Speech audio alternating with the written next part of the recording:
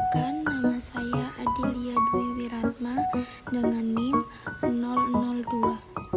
Di sini saya akan menjelaskan materi mengenai administrasi sarana dan prasarana di sekolah dasar. Pendidikan adalah sistem yang saling mempengaruhi dan bergantung pada berbagai faktor, termasuk administrasi yang baik serta sarana dan prasarana yang berkualitas. Peningkatan kualitas pendidikan merupakan bagian integral dari pembangunan nasional yang bertujuan untuk mengembangkan potensi peserta didik menjadi individu yang beriman, cakap, dan bertanggung jawab. Di sini kita akan membahas yang pertama, bagaimana implementasi administrasi sarana dan prasarana di SD, dan yang kedua, apa kendala dalam pengelolaannya, yang ketiga, sejauh mana efektivitas administrasi ini bagi mutu pendidikan, dan yang keempat yaitu apa saja upaya peningkatannya. Dan selanjutnya yaitu implementasi administrasi sarana dan prasarana di sekolah dasar. Administrasi sarana dan prasarana mencakup yaitu yang pertama ada perencanaan, yaitu menentukan apa saja barang atau fasilitas yang dibutuhkan sekolah sesuai dengan jumlah siswa dan kegiatan belajar. Dan yang kedua yaitu pengadaan, yang berarti membeli atau menyediakan barang yang sudah direncanakan baik dari dana sekolah maupun bantuan pemerintah. Dan yang ketiga yaitu pendataan, mencatat semua barang yang dimiliki sekolah agar mudah dipantau, biasanya lewat buku inventaris atau sistem komputer. Dan yang keempat, pemeliharaan, merawat dan menjaga barang atau fasilitas sekolah agar tetap dalam kondisi baik dan bisa digunakan dalam jangka panjang. Dan yang kelima yaitu evaluasi, menilai apakah barang-barang yang ada masih layak pakai atau perlu diperbaiki dan diganti. Biasanya pengelolaan ini dilakukan dengan melihat kebutuhan pembelajaran dan jumlah siswa. Dan selanjutnya yaitu kendala dalam pengelolaan sarana dan prasarana.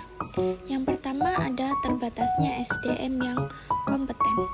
Masih kurang tenaga atau staf yang benar-benar paham cara mengelola sarana prasarana dengan baik. Jadi, pengelolaannya belum maksimal. Dan yang kedua yaitu ada keterbatasan dana. Anggaran sekolah terbatas sehingga tidak semua kebutuhan bisa dipenuhi, terutama untuk perbaikan atau pengadaan barang baru.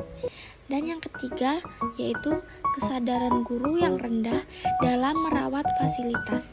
Sebagai guru belum memiliki kepedulian yang tinggi terhadap perawatan barang-barang sekolah sehingga sering terjadi kerusakan. Dan yang terakhir yaitu kerusakan fasilitas dan lingkungan kurang bersih. Beberapa fasilitas sudah rusak tapi belum diperbaiki dan lingkungan sekolah tidak dirawat dengan baik sehingga terkesan kurang nyaman. Selanjutnya yaitu efektivitas administrasi sarana dan prasarana terhadap mutu pembelajaran.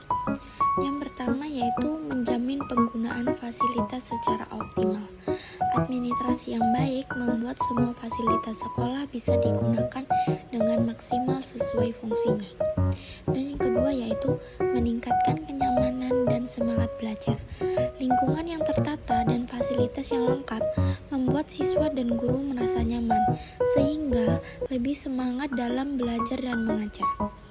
Dan selanjutnya yaitu indikator efektivitas pengelolaan. Tujuan pembelajaran tercapai, artinya sarana dan prasarana benar-benar membantu proses belajar berjalan lancar. Terus, media pembelajaran yang sesuai, alat atau bahan yang digunakan cocok dengan materi yang diajarkan. Fasilitas tersedia dan mencukupi. Barang yang dibutuhkan tersedia dalam jumlah cukup dan dalam kondisi baik, sesuai dengan karakter dan kebutuhan siswa.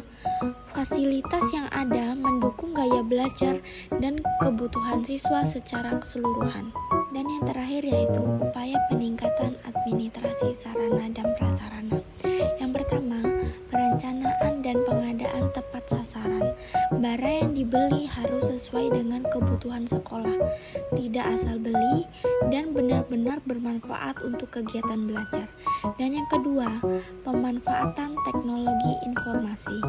Menggunakan komputer atau aplikasi untuk mencatat dan mengelola barang agar lebih cepat, rapi, dan mudah diawasi.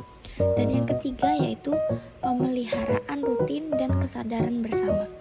Barang-barang sekolah perlu dirawat secara rutin dan semua warga sekolah, guru, siswa, dan staf harus ikut menjaga bersama.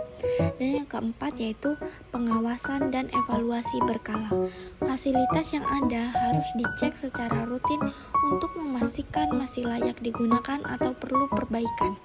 Dan yang terakhir yaitu inventarisasi dan penghapusan sesuai prosedur. Setiap barang harus dicatat secara resmi dan jika ada barang rusak atau tidak terpakai, penghapusannya harus dilakukan sesuai aturan. Kesimpulan dari materi tersebut adalah administrasi sarana dan prasarana di sekolah dasar sangat penting untuk mendukung proses pembelajaran. Proses ini meliputi perencanaan, pengadaan, pemanfaatan, pemeliharaan, evaluasi, dan penghapusan. Pengelolaan yang baik dapat memaksimalkan penggunaan sarana dan prasarana untuk mendukung kegiatan belajar mengajar. Namun, masih ada kendala seperti keterbatasan sumber daya manusia, anggaran yang minim, dan kurangnya kesadaran akan pentingnya perawatan. Hambatan-hambatan ini berdampak negatif pada kualitas pembelajaran dan lingkungan sekolah. Oleh karena itu, pengelolaan yang profesional sangat diperlukan untuk menciptakan lingkungan belajar yang aman dan mendukung pencapaian tujuan pendidikan. Sarannya yaitu yang pertama, lebih meningkatkan kompetensi SDM, dan yang kedua, gunakan sistem digital, dan yang ketiga, lakukan perencanaan berbasis kebutuhan, dan yang keempat, biasakan perawatan fasilitas, dan yang terakhir, jalin kerjasama dengan pihak eksternal. Baik, sekian presentasi dari saya. Saya ucapkan terima kasih. Wassalamualaikum warahmatullahi wabarakatuh.